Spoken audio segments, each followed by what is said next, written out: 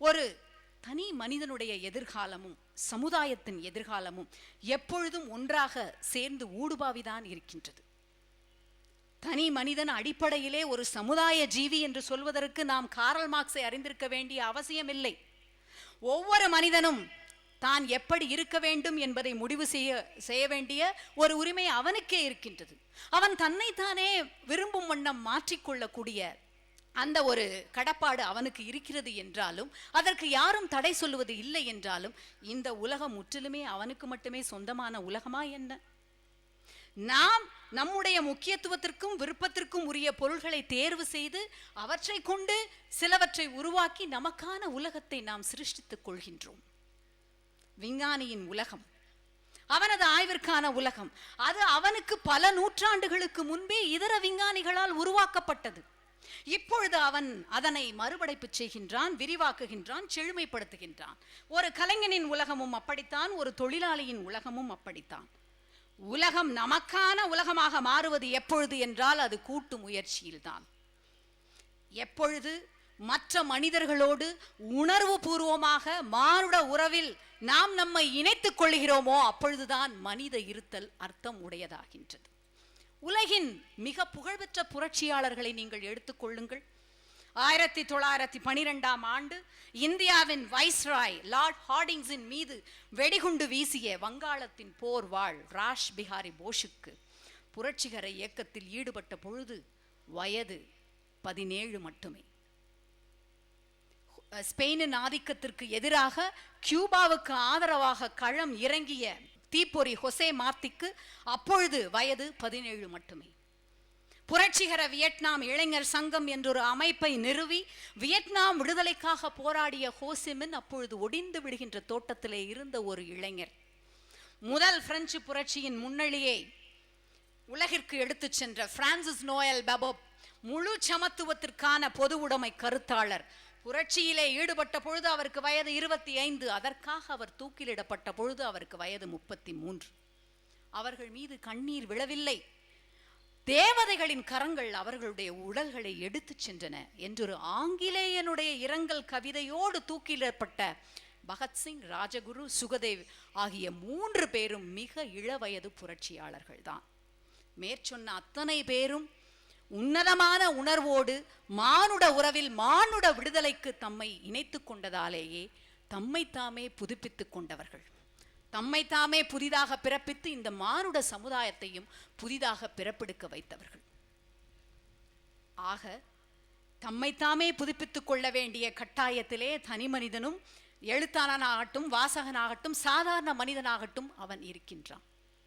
இது எப்படி சாத்தியப்படுகிறது என்று எண்ணும் பொழுது எனக்கு ஒன்று தோன்றுகின்றது. ஒவ்வொரு மனிதனும் மிக சுதந்திரமான தெரிவினாலேயே இதனை தேர்வு செய்ய முடியும். இந்த உலகத்திலே நாம் வெறும் பார்வையாளர்களாக இருக்க முடியாது. இலக்கியத்தை எடுத்துக்கொள்ளுங்கள். இலக்கியத்தினுடைய கருப்பொருளாக, அதாவது முதல் பொருளாக அன்றிலிருந்து இன்று வரை மிக சாதாரணமான மனிதனே இருக்கின்றான் என்று சாத்ரே என்கின்ற பிரெஞ்சு தத்துவவாதி சொல்கின்றார். அது மட்டுமல்ல, எதனையும் உருவாக்கவும் உருவாக்கியதை அப்படியே இல்லாமல் செய்வதற்குமான வலிமை ஒரு வாசகனிடத்திலே இருக்கின்றது. அதற்கு காரணம் என்னவென்றால், மனிதன் தினந்தோறும் தன்னைத்தானே புதிதாக கண்டுபிடித்துக் கொள்ள வேண்டிய கட்டாயம் அவனுக்கு உண்டு என்பதை எடுத்து காட்ட வேண்டிய கடமை எழுத்தாளர்களுக்கு இருக்கிறது என்றும் சாத்தர் சொல்கின்றார். நான் சொன்னது போல இந்த உலகத்திலே நாம் வெறும் பார்வையாளர்களாக இருக்க முடியாது. போர்க்களத்தை விட்டு அகன்று மலையுச்சியிலே வசதியாக நின்று கொண்டு யுத்தத்தில் யார் அடிக்கிறார்கள், யார் உதைபடுகிறார்கள் என்று தீர்ப்பு கூறிவிட்டு போர் எப்படி முடியும் என்று காலாட்டி கனவு கொண்டிருக்கின்ற உரிமை நம்மில் யாருக்கும் கிடையாது. இலங்கை பெண் கவிஞருடைய இந்த கவிதையை பாருங்கள். அவள் எழுதுகின்றாள், என்னுடைய தேசத்தில் எங்கும் போர், பட்டினி, குடிகள பெருக்கம், இடப்பெயர்வு, எங்கும் பஞ்சம், பசி, கற்பழிப்பு, கொலை. இந்த நிலையில் என்னுடைய தோழிக்கு திருமணம். எதனை நான் பரிசாக தருவேன் என்னுடைய தோழிக்கு? புத்தகத்தையா, வாசனை திரவியத்தையா, பாவனை பொருட்களையா? எதனை நான் பரிசாக தருவேன் என்னுடைய தோழிக்கு? கர்ப்பத்தடை மாத்திரைகளை தவிர என்று.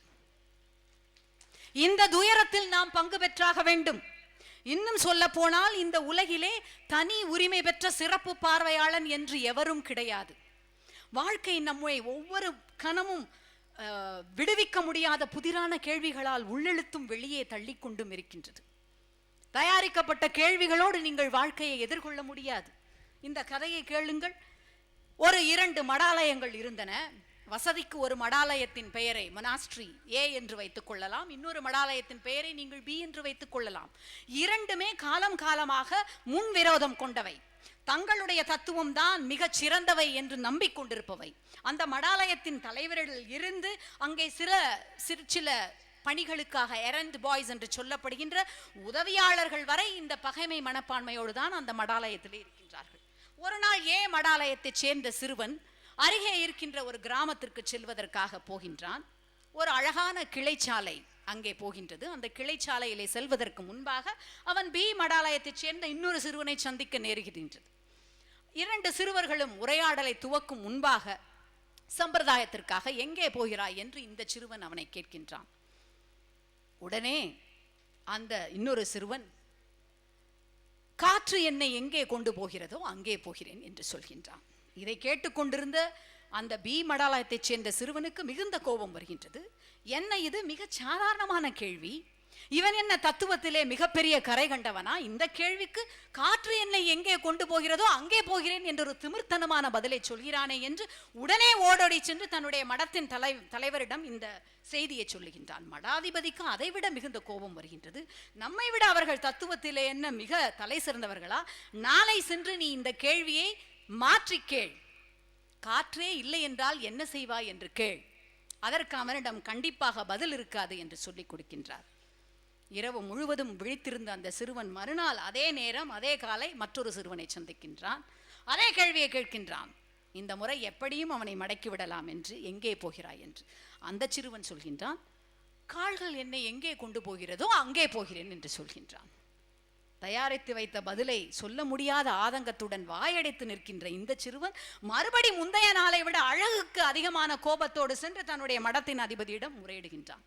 அவருக்கும் மிக பன்மடங்கு கோபம் அதிகரிக்க, கால்கள் இல்லாமல் ஒருவனால் நடக்கவே முடியாது, கால்களே இல்லை என்றால் என்ன செய்வாய் என்று கேட்டு நாளை நீ அவனை மடக்கு என்கின்றார்.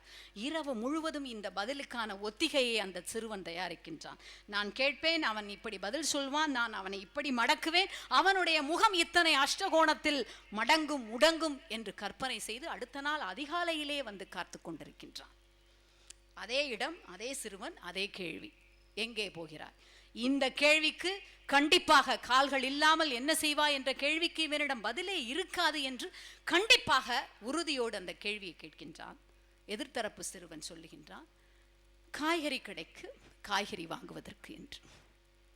இந்த கதை எதை சொல்லுகிறது என்றால், வாழ்க்கை எந்த கணத்திலும் ஏற்கனவே தயாரிக்கப்பட்ட பதில்களுக்கான கேள்வியை உங்களுக்கு தராது. அப்படிப்பட்ட அந்த சூழ்நிலையிலே நீங்கள் எப்படி உங்களை புதுப்பித்துக் கொள்ள இயலும்? எந்த பகுத்தறிவின் மூலம் நீங்கள் உங்களை புதுப்பித்து புதிதாய் பிறக்க முடியும்? இந்த உலகம் மாற்ற முடியாத தெய்வீக விதிகளால் ஆளப்பட்டது கிடையாது என்பதையும், அதனை எந்த கணமும் உங்களால் மாற்ற முடியும் என்பதை நீங்கள் உணரும் பொழுதுதான் நீங்கள் புதிதாய் பிறக்க முடியும்.